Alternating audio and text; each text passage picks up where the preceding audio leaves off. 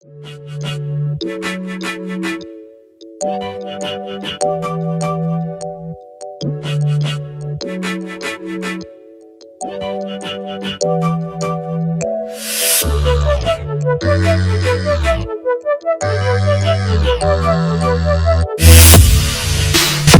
hey, what's going on, guys? Thank you so much for watching the very first episode here of the Sigman Show. I'm your host, Tommy Sigman. I'm a 17-year-old bestseller of my book, The Greatest Advantage. And on here on the Sigman Show, what we're going to be doing is we're going to be interviewing people with essentially a story. People that have overcome something big, people that are just driven individuals that want to make the most of their life and the world around them. So here on the Sigman Show, for my very first episode, I have a special guest, one of my good friends, Clayton Sims. And my friend Clayton here is actually the #1 pole vaulter in the nation. #1 ranked pole vaulter in America for high school. So thank you so much for coming out here, Clayton. Appreciate you having me, man. All right, Clayton. So I'm one of your good friends, so I know a good bit about kind of like your pole vaulting situation, how you go to a lot of meets, you go to a lot of traveling for these events. But I really want to know how you were able to get to the situation where you are today, where you're able to be the #1 ranked. Like, how much work did you have to put in to get here? I mean, it's been a lot of work. I mean, I've always said like that. Like when you really like love something, it's pretty easy to work hard at it. You find yourself working hard without having to realize it. It makes the harder days better. Yeah. So I fell in love with the sport when I was a freshman. And it's just every day, just like I go to pole vault and I'm just like all of my issues just kind of like fall away. Yeah. Like I go there, I can focus on what I want to do there, and I'm just happy, man. It's just fun for me. That's awesome. So it doesn't feel like you go out and you're like, oh, I need to go train for pole vault. Like, it's a thing that you're excited and looking forward to each day. Yeah, it's like the saying, like, it's not like a job or like, I mean, the amount that I'm out there essentially training, it doesn't feel like a job. It just feels like I'm out there having fun every day. Yeah. Do you think you'd be able to be where you are in pole vault today if you didn't have that love for it? If you think, you did feel like, oh, I need to go to practice today and push myself, and it wasn't that same type of love, do you think you could even get to this position? Honestly, probably not. I mean, it's like, I think the truly, like, since it's such like a specific sport and like just the whole technicality of it, I mean, you kind of have to be obsessed with it. Yeah. To get to a level like, I guess, where I'm at or even higher than I am at. But it's like, it's just so technical and there's so much that goes into it. I mean, if you're not obsessed with it, you're not going to really dive like deep into it. Yeah, that makes sense. Because it's a hard sport. Like me, I think it's one of the most difficult things to do. I mean, I would agree. Like I play a lot of sports myself. I play like with track and soccer and cross country, and I see you guys pole vault, and that's like a whole different ball game. You're like launching yourself on a skinny pole above. Like, what's your highest that you jumped, Clayton? Or the highest you jumped? Highest I've jumped is 17.4.5, or it's like 5 meters and 30 centimeters. So about like 17.5 feet Mm-hmm. around. Yeah. That's crazy. To launch yourself on a little pole about 2 stories high. Well, so they're not always little. I mean, the higher you get, the bigger they get, the harder they are to move. And that's the thing about it. It's like, part of the reason it's so hard is that it's so much technique that you have to couple with like power and like it's such like, there's a book that this guy wrote. He's like a legend in the sport. He wrote a book and he titled it The Violent Ballet, because it's such a technical event that requires so much like aggression and just like power. So and that it's like, and everybody says, speed is the enemy of technique, and that's kind of the whole point of pole vault. It's like you get as close to meshing them together as possible. Yeah, that makes sense. So I know, since like we've hung out at track together. For you guys that don't know, by the way, Clayton actually goes to Live Oak High School with me. So I'm not in the same events. I'm not nearly qualified to be in his event, but I still see him a lot in track. So I still spend time with him. And I know that you've done gymnastics for years before pole vaulting. 6 years. 6 years from like maybe when I was like 9 to probably the end of my 8th grade year. yeah, it was like 6 years. It was the competitive gym. I would travel just like I do with pole vault, travel all over the south of the country and stuff to go to these meets like Texas and stuff. And it just kind of put like a competitive sort of thing in me, but it was really just, I got kind of burned out on it. Yeah. It was so many years, and gymnastics is such a time invested type of thing. Like you're in there 5 days a week, 5 hours a day, to get to the level where a lot of these people are at. And then, yeah, I respect gymnastics a lot for what it did for me, but I don't know if I could go back to that.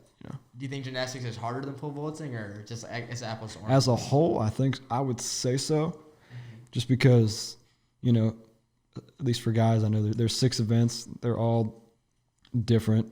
And like when I was younger, I was like 9 through 13, 14. And that was like before I had any like muscle mass or anything. So we would like I was just scrawny, skinny kid. And a lot of the stuff is based on just pure strength. And I couldn't do all that back then. So, I was good at the stuff that maybe required a little bit less strength. Yeah. But, I think it put sort of a competitive like streak in me, because I was there with like the same 2 or 3 guys those 6 years, That makes sense. One thing, like with my foster brother, for example, Jack Earl, he's a big soccer player. I think he's like one of the top ranked soccer players in the state for his age group. Yeah. And with Jack, when Jack like loses in like a sport or soccer, he gets that kind of competitive edge. Like, I'm fired up. Like, I'm gonna come back harder and harder than ever because I lost. And exactly. I like, even with Michael Jordan, I've heard like with Michael Jordan, a lot of these amazing, phenomenal athletes are just insanely competitive. Would you say you kind of put yourself in that realm of competitiveness? Yeah, I mean, if you're around me after I have a bad meet, I wouldn't say I'm not pleasant, but I'm just like, I tell myself I get 24 hours to be mad about something, about how an outcome went, and then it's like right back to work. But yeah, no, like if you heard stories about Michael Jordan, they were saying, he wasn't the most friendly guy in the world, but he was just that competitive, and he was that driven to do to be the best. And if you watch that documentary on Netflix, that the Last Dance documentary, you can that really put an emphasis on that. Like that man was a driven person. Absolutely. Like I really look up to that. Like after I watched that, I was like, I didn't know that's how it was, Like that, it's like that level, or he was that driven, you would say? Yeah, just like it was a lot of behind the scenes stuff that you didn't see. Like, people were like, man, we didn't like him, but we respected him so much because he made everyone around him better too. Yeah. I love, for me, like one thing I try to do to start my day off in the morning is I try to listen to a motivational video, or kind of plant that seed in my mind to kind of spring off the rest of the day. And I listen to a lot of Kobe Bryant. There's a lot of stories of Kobe going in the gym hours before a game, and somebody else will go train in the gym too. And Kobe will, before a game, like 4 or 5 hours before a game, will just work out until a dead sweat until the other guy leaves, and then he finishes a workout, and then he'll go drop 40, 50, whatever in the game. Oh yeah, that man was just a different type of athlete. That man was a different breed. Oh, it's insane. Yeah. Crazy. How much time in training? How much training do you do? Or what does your training schedule look like? I would say it's pretty consistent and but say okay for I practice 3 days a week, actually at the facility that I train at, and then the other part of our training is the on the track workouts, off the runway, not pole vaulting or anything. So I'll jump Monday, Wednesday, Friday, and then in between the 2 days, I'll be at school and I'll go out to the track and I'll do running workouts. It's been a little bit different. We've had to modify it a little bit just because we're in meet season now. Yeah. So it's if I went through say in August when we were going through our training cycles, it was like our hard week. I would never be able to get through a hard week and then go jump in a meet on Saturday. It's you try to beat your body up just enough to where it's gonna get back up. But, yeah, that's like, so I have a meet this weekend. So, I didn't, I was going to do the running workout today and then go tomorrow jump and then take the next 2 days off before I like to have like 2 days in between when I compete. But, no, yeah, I say I work pretty hard, but it's like, it varies like when when you have stuff coming up. So it kind of just like depends on the schedule, like Yeah. what the meets are looking like. Yeah. I got you. I've seen you at our track events, and I would see you for pole vaulting, and the guys would like lift their highest, jump their high, or how would you phrase it? Yeah, they just like finish they go out of the competition. Yeah. Like their highest jump that they could get. And I would remember seeing you go, and you would just do your warm up like 3 feet above that. Like you would just go warm up, and you'd win the meet. Like that must just be incredible. Like just know you're winning every meet you go to at this point. That's why I like going to like the out of state meets, like these, like, because locally, there's a shortage of people who know what they're doing in pole vault. Yeah. As far as like coaching goes, what I mean by that. There's only so many coaches in the state, and they're not all like know each other. Like, people go different places, but you might find like a few like decent pole vaulters in one area, and then you might have one like really good one in one area. But that's like why we go, like, so like the competition isn't always consistent. Mm-hmm. So like I might go to a meet, and the highest jumping kid might jump like 12 feet, but I'm not going to come in at 12 feet or anything. So now I'm like jumping like 17 or so. But yeah, it depends on like the competition. I like going to that's why like this last weekend I went to Texas, and I ended up jumping like 16.6, but I ended up actually winning that meet. And like and then the second place guy got 16, so it was a pretty good competition. Like, those are always fun, like, because you want to like have somebody to push yourself. That's why I was pretty bummed out when they canceled like nationals and stuff like last year, because that's like one of the highlights is going to these away meets and stuff. I would imagine that's where you get like a lot of college recruiting and everything as well. Like a lot of college coaches or college. Yeah, that's how it used to be, kind of. I mean, all this COVID stuff going on, they like aren't allowing people to go on visits and go and coaches to go out and recruit and stuff. So it's pretty much been all over the phone. Like when we were going through the recruiting process, but yeah, I mean, like my sophomore year, there was a bunch of college recruits. Like there's this big meet at UT Austin that everybody goes to, and there's always like a crazy amount of college recruits there. Now I was a sophomore, so I didn't like really I didn't talk it. Like I technically couldn't talk to any of them, but no, it was just that's where pretty much they all end up. That makes sense. And I believe you recently committed to Kansas. Was that it? Yep. What made you decide on Kansas? There's multiple reasons, but they're pretty much, if you want to put in words, like they're kind of pole vault you. You know what I mean? Like when I say like there's only like a handful of coaches like in the area, like I think the coach at Kansas is one of the best in the country. If not, he's like one of the best in the world, and he has been for a really long time.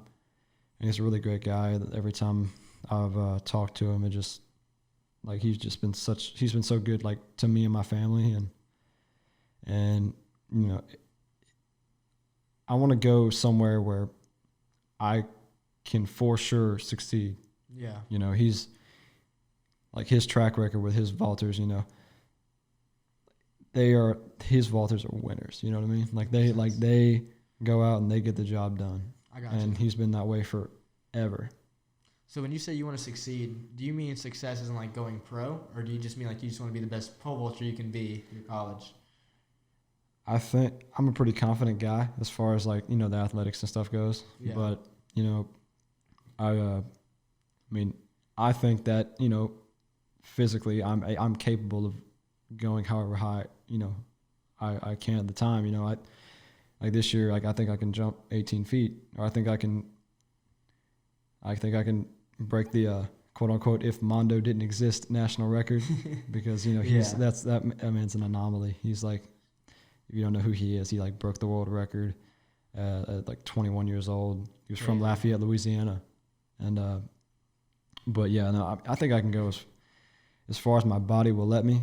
You know, I'm pretty confident. I work pretty hard, but you know, like yeah, I mean, going pro, you know, it can mean winning NCAA's, or it can mean going to the Olympics. I mean, it just depends on like how far my body will take me. I got you. Does your family do they support your going pro vision? They are the biggest supporters like ever. Sometimes a little too much. So I mean they're great. I mean they like you can hear in the background of every single one of my videos my mom screaming her head off every time, and like I don't know, like I couldn't see it any other way. I mean she's, because I know other athletes, I know other jumpers whose parents aren't as supportive as mine are. So I feel really blessed that my parents just want the absolute best for me. They weren't like trying to get me to stay in Louisiana because they didn't want me to go far from home. You know, they were just like, if you want to go do this, if you really want to go do this, you can branch out as far as you want. Go where you think you can succeed as far as you can in what you want to do.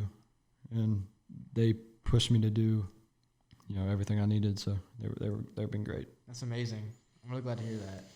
What about, okay, like let's say you're a kid who you have a dream, you have a plan. You're like, I want to be the next Tom Brady, or I want to be the next Mondo, or LeBron James. And you're a kid who does not have the supportive family environment, you know, but they have the dream and they have the vision to go pro. Do you recommend what do you say like to those kids that like have that vision, have that dream to go pro, but who don't have that supportive family?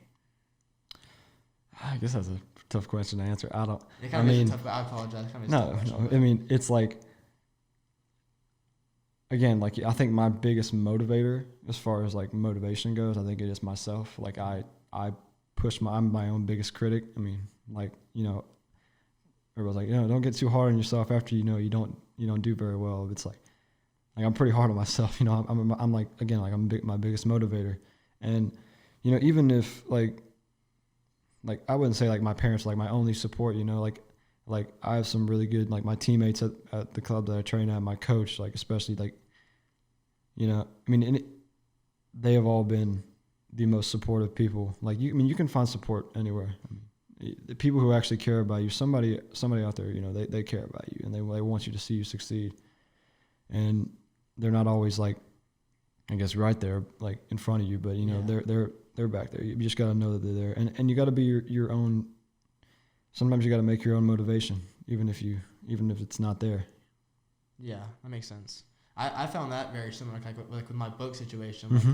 When I was writing my book, I found a lot of people were kind of like, you know, weren't the most supportive of the idea, or they said I felt like they said they were supporting it, like, oh yeah, you write a book, but didn't really kind of believe in it in that sense. And I like kind of like what you said with that self motivation of just knowing. Like, you know, even though people, like, you know, there's still people rooting for you, as you said, but just finding that inner motivation to, I'm going to do this. Because I'm sure there's a lot of kids out there that are watching this that are probably going to be athletes or kids from negative situations that follow me. So I think that was definitely good advice, you know, finding that inner motivation of just, I'm going to make this happen.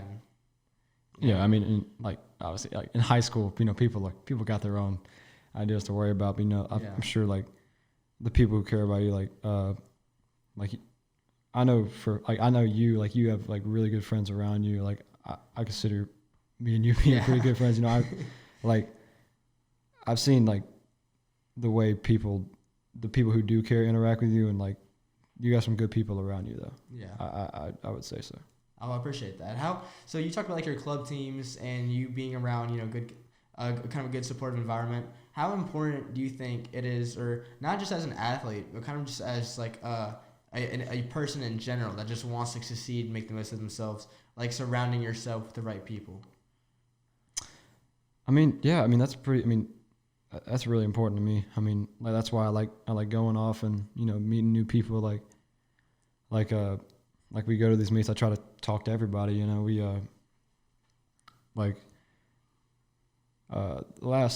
this last weekend, there were these there was a lot of they had like an elite section, like with all the guys who were like post collegiate, like after high school, and they're like all really good, jumping like 18 plus. And you know, like I've made it like a point to like go up and like talk to them and like make friends with them. Like one of the guys, his dad actually was like former American record holder back in like the 80s or whatever. But wow. you know, it's like my coach always tells me like dude, go talk to those people. Like just go up to them, say hi, do something. Ask them to break down one of your jumps. Like do something. Like just make connections with people. And you know, and that's what I did. At like there was this one meet I went to a few months ago. It was like this expo thing, and like literally everybody was there. Like all like there was like current elite jumpers, like and just like legends of the sport. And you know you try to talk to as many as possible, get you know views from people who have gotten to where you want to go. You know, and a lot of times people can. I'm a believer that like a lot of times some people you surround you with, they can kind of get stuck in the mud and they can kind of drag you down with them. And you almost want to help them with you along too. But you know, at the end of the day, you kind of got to look out for yourself, and you got to make sure like you're surrounding yourself with the right people. I mean, that's one of the most important things. Absolutely. You know, like I used to, my dad used to kind of tell me a saying like when I was little, like, you're the product of the 5 people you surround yourself with. So, you know, if you're hanging out with 4 losers, you know, guess who the 5th one is. Yeah. That's funny. No, that's a pretty accurate statement. I mean, yeah. Like you never see like for example, like successful people, you know, hang out with other successful people. Like typically successful athletes hang out with other athletes, business people hang out with business people. Yeah. Yeah. So I mean, I think a lot of kids out there, you know, that have that kind of negative situation they're growing up in, or just feel stuck in general. You know, switch out who you're hanging with, switch out the people you're surrounding yourself with. Maybe if you feel like that's what's kind of dragging you down. And that goes into everything. That goes into like society as a whole. You know, that can just like people help people, but people also like hurt people. Like it's like you just got to find the ones who can like bring you up together. You know, like again like. World is kind of like you got to watch out for yourself at the same time, and you know people are collaborative, like people like help other people, so you want to find the people who will.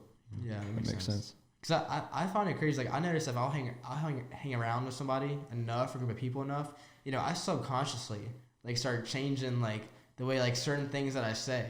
Like I'll start saying a phrase that I usually have never said if I'm around a group of people that start saying it. Yeah. You know, and I'm just like thinking like, you know, I wonder what that does, like how I subconsciously think. Like I wonder like hanging out with these people, like if it's changing the way I'm talking and like my actions, then I can imagine how it's like changing my thoughts. Yeah. I mean, people rub off on people, you know, it's like, it's like what, I forgot, it's like one thing somebody was talking about how, you know, or it was some like law of attraction or something, the way like people like you can tell somewhat like you're having an effect on someone if like you see them copying like your mannerisms and like they say the certain phrases, like you can tell when like someone's rubbing off on you or someone's like influencing the way you do things, and that goes back to like way of having surrounding yourself with those right people, you know. That's like, you know, if you want to get to where they're at, you know, they're gonna rub off on you somehow. They have certain qualities that might not be just kind of out in the open, but you know, it's like that. It could just be as simple as like confidence, or it can be like specific skills like they could just teach you. You know. Yeah, there's definitely like I think in life there's like some parallels, things that just connect. Yeah. And one of them I think like with successful people, there's just definitely like some qualities, you know, all of them have. Like like typically you're not gonna meet a really successful person that's a very insecure, unconfident person. I've been telling people that for a while, you know, like I got some friends who are jumpers who, you know, they don't have a whole lot of confidence going in. They're just like, they get like timid, and I mean, I don't say it to their face because it's gonna hurt, but it's like people who when's the last person who was really, really great? Like Michael Jordan was not insecure about the way he played basketball. He wasn't scared what people thought, or he wasn't like he was confident in himself. He believed in the work he put in. You know, That's just like the way it is. I don't kind of talk the other way.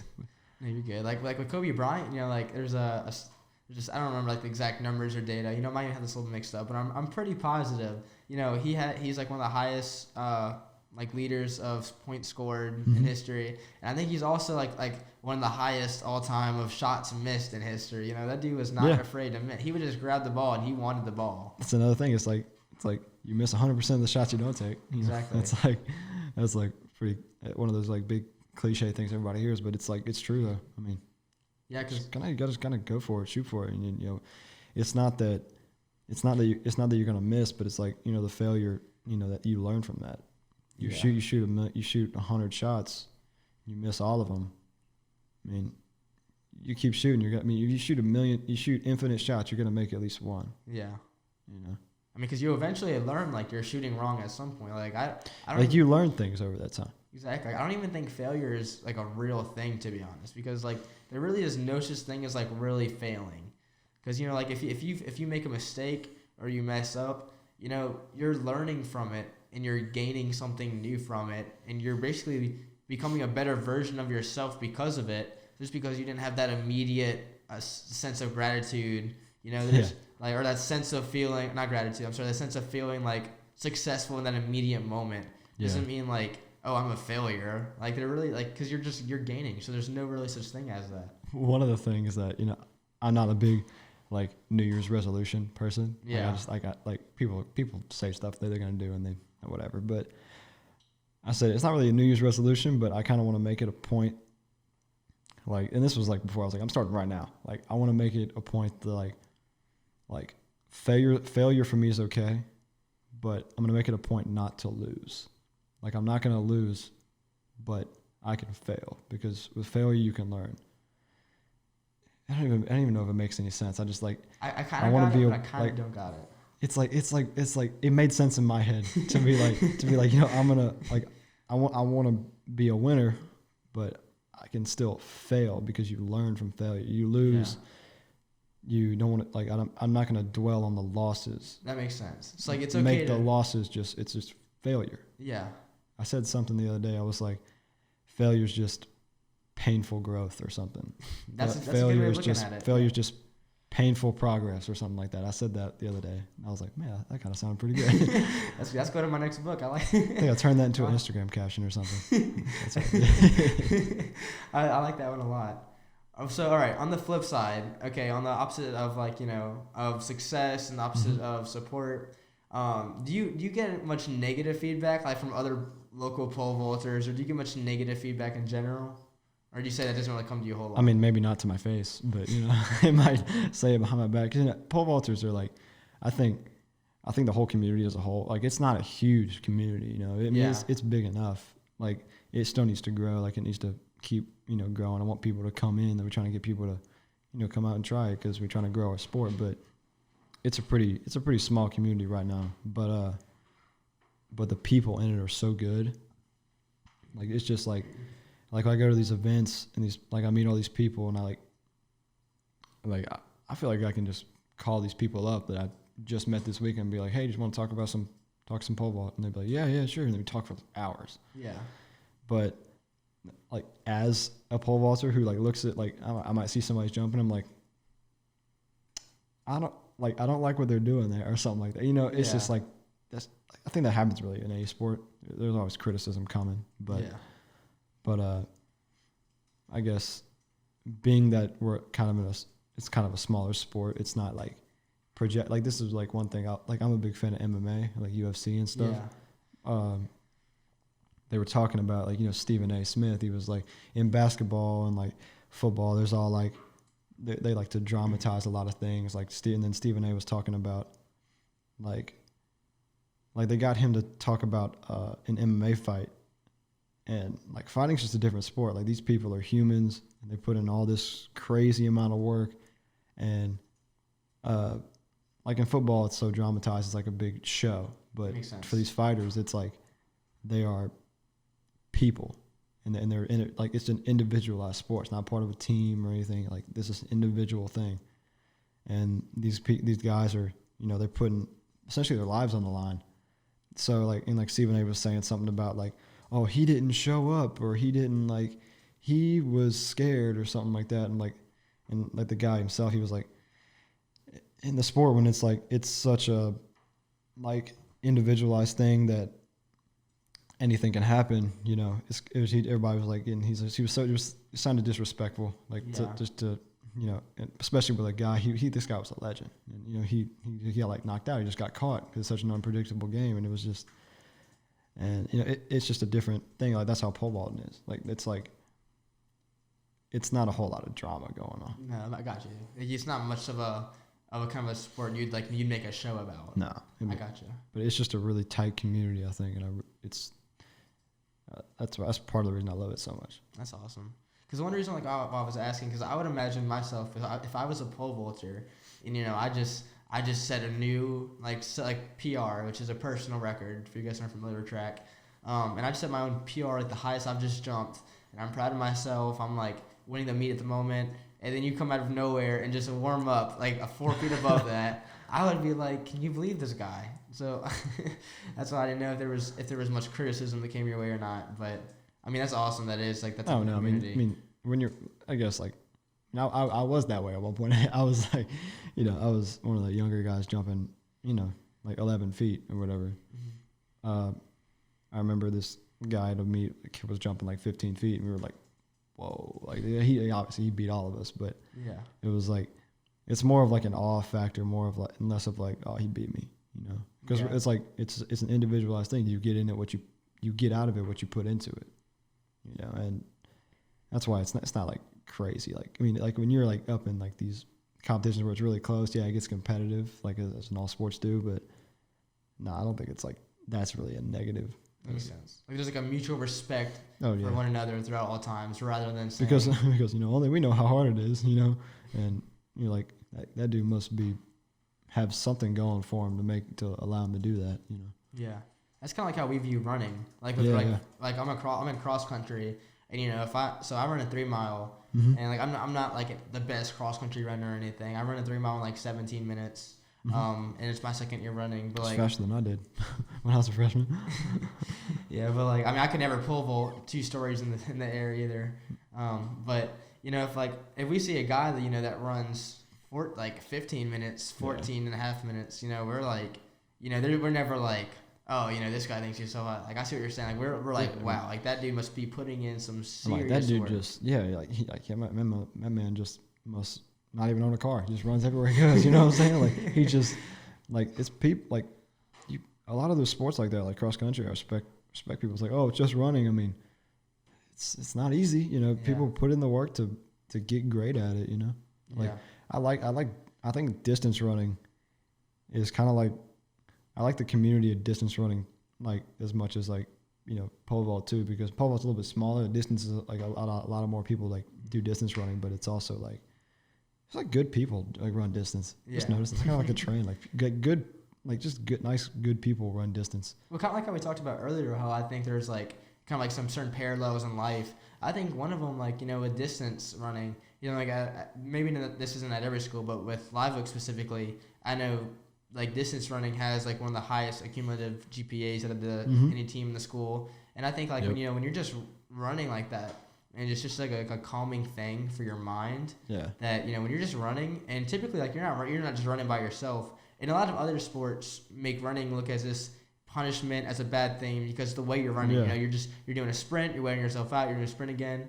But with this, you know, it's kind of like at a pace that you can handle, and you and a group of other guys are pushing yourselves, motivating one another, having conversations, talking about. You know, you talk about some deep stuff on those long runs. Yep, that's very true. I remember like cross country running back, like we would we get in some deep conversation while we're running. Yeah, you do. It gets deep. Like there's some bonding moments to those. Because you're all going through the pain at the same time. I mean, exactly.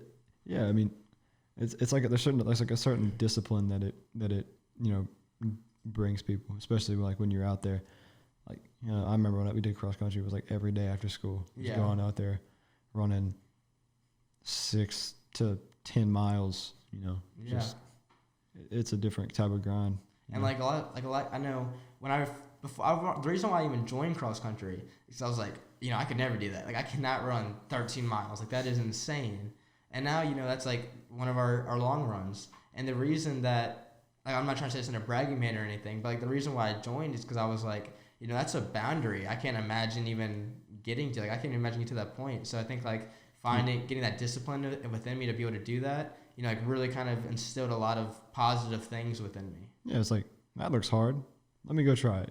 It's like Exactly. it's like the beauty of just like trying something. That's what it was for me in pole vault. I didn't want to go out there and do track that day because I'd finished a cross country and a wrestling season that year. I was like, let me just go home after school, and then my mom like made me go out to track. I was like, okay, well, I might as I did gymnastics for 6 years. They always told me like, if you ever leave, go try pole vault. It's a pretty natural transition. I was like, okay, just went and tried it. And then I didn't know it would open up so many doors for me. Yeah. It completely changed my life. I can't imagine like where I'd be right now if I just didn't pole vault. I feel like sports for people our age, is like, I understand, some people, aren't naturally as athletic and stuff, but I feel like sports at this age or some type of group or some type of activity where you're pushing yourself with a group of other individuals really is like a necessity at this age. Developing those skills, that leadership, those ability to connect with people and get yourself out of your comfort zone and instill that discipline. Like it's more of kind of a teacher of life than school. Yeah, it's like the most real form of just like pushing yourself. Yeah. Like you go like you can like in you're on the real world, you're like pushing yourself to get like in the real world it's like pushing yourself to get through long hours at a job to make a living for yourself or put food on the table for your family. And it's like putting a basic form like for sports, like when you're younger, you don't have as many responsibilities. You push yourself in something else. Like it's like you go out there and you push yourself to run 4 miles or like if you can't do that, Yeah. It's like it does teach like a discipline to young people, and I think that's like really important. I agree. And then nowadays, our society, I think we're kind of moving into like a stage of like, a lot of depression and insecurity within young people, unfortunately. And, people have always had some sense of like, people have always been insecure and everything. But I think now it's kind of really becoming like a big thing. It's with social media and all. And I find with athletes, like you don't find a whole lot of like really insecure athletes. Because they're pushing themselves, they're gaining that discipline, they're feeling better about themselves, and I feel like they feel that progress, which brings them self-happiness. Seeing like where I was, where I am now, and I feel like a lot of kids, are like, oh, like I deal with insecurities, I'm not happy or pleased with myself. Like join a sport, join an activity. Or something. I feel like it can be like for me, it's like it's something that I love and I can go do, and it's like the one constant thing in my life that does no matter what is going on, like I can go out there and I can be happy doing it. Yeah.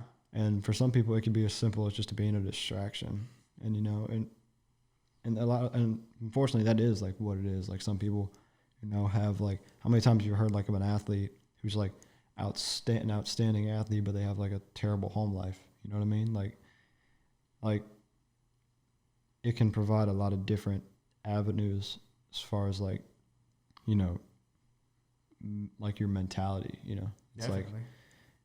So That's one reason why I joined football in 9th grade year. I was a football player 9th grade year. If you guys don't know, I kind of just like jump around every sport and try new things. And freshman year, I decided I'm gonna try playing football. And I was currently just left my real family. I left my mom's house. I was living with my friend, so me and him joined together. And I was in football as I was also had to leave my friend's house. And, so there was a lot of kind of negative buildup mentally in me from having to move these families and go through these, being kicked out of my mom's house and all.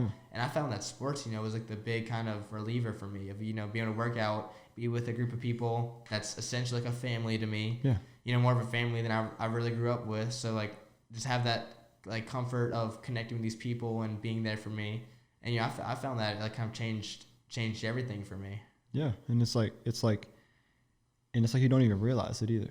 Yeah. Like you don't even realize like how much like some people just like you like when you're around so many like some people like so much like for so much time they become like their family to you. Like my closest friends that I have are the people I was with 5 days a week over the summer, every morning in the summer, this last summer, because they were out there every day. We're out, grinding for a purpose, and like they're some of my closest friends. Like, and it's like I don't even realize like we were always joking around and like acting kind of funny. Like I wouldn't act the way I do at pole vault practice anywhere else, like in public. Just like I'm just like you just get so comfortable around these people, and I don't even realize it. Like, yeah, it's just I'm just so comfortable and so second nature. Yeah, it's just like these people just like kind of bring us, a different person out of me. I mean, I like that person, but sometimes it's not publicly appropriate. But it's just a fun it goes back just like you don't even realize like what these people are doing for you. They can bring a happiness to your life that you can't always find outside of the sports. Yeah, definitely. I feel like sports is an environment that's really kind of like you can't, especially like for at this time of our lives, while we're young, being involved in the sport, you really can't get anything a whole lot else at this age, at least in a time period in your life, that like really compares to that type of feeling and that you can get from sports. Yeah, I mean, I just think it's so important for like young people. Yeah, absolutely. Yeah. Well, I think we're kind of about to be wrapping up. Let me see, we're about 40 minutes in or so. So I think we're about to start wrapping up. But I really do appreciate you lot, Clay, for coming on the show, being cool. my first ever guest on the show. I'm honored.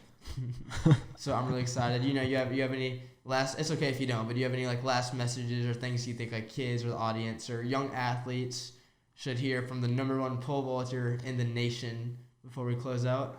I mean, just think for me, it was like when I didn't know I'd ever find this like there's like people like they find like their niche like in their life, and sometimes people find it now like when they're young, or they find it like way later in life. But I feel like really blessed that I found that so early like in my life. So if you ever feel like you're not in the right spot, or you feel like you just like you don't have a whole lot to like look forward to, or like you're gonna find it. Like it's sometimes it's places that you wouldn't even expect. Like I didn't even want to go out to track the first day, and it completely changed my life.